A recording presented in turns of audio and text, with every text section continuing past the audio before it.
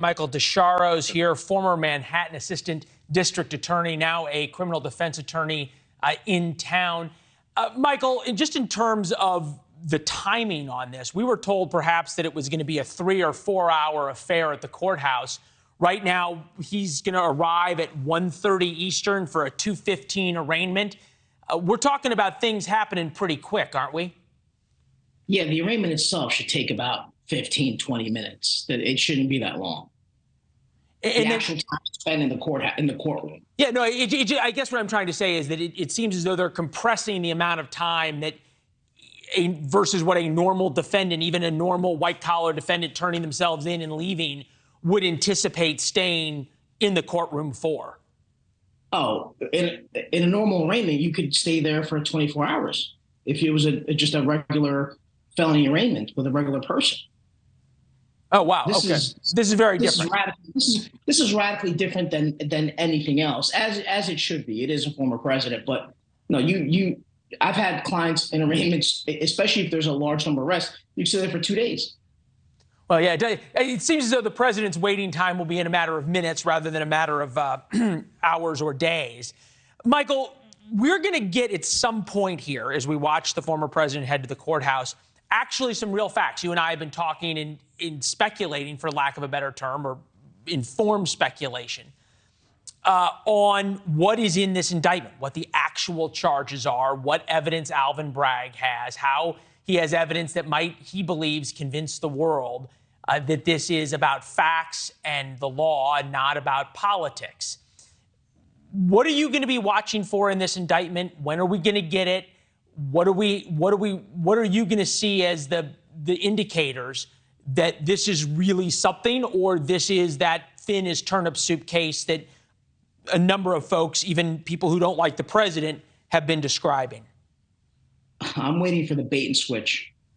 And what I mean by that is that we've all been discussing the Stormy Daniels case because the payments are sexy and obviously there's a cachet to that. I'm waiting for Alvin Bragg to present an indictment that includes other crimes that we have not been discussing, thus trying to blunt all this criticism.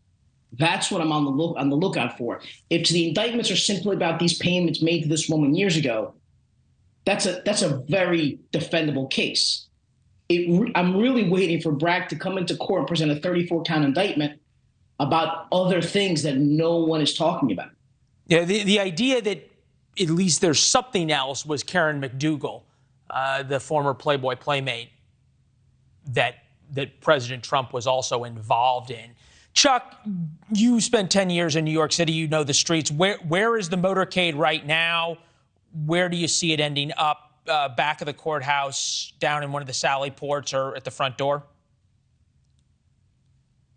What street they're on right now, but back to the previous point I was making, we're starting to see that route of travel narrow as they become close to the district attorney's office there in the court building. I'm still going with a out of sight arrival, standard protocol. If there's an opportunity to do that, I think that's the way we're going to see it go and whisk them right in.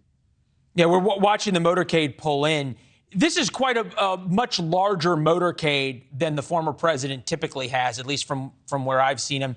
Now we're looking straight down, it would appear, on the courthouse where the NYPD is shoulder to shoulder to see if the president's motorcade comes around there.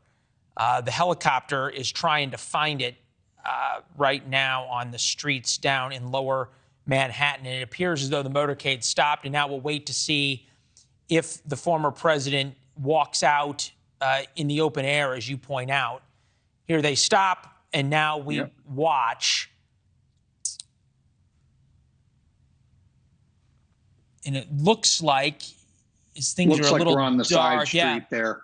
Yeah, that's the Secret Service agents. They're walking up to the Suburbans.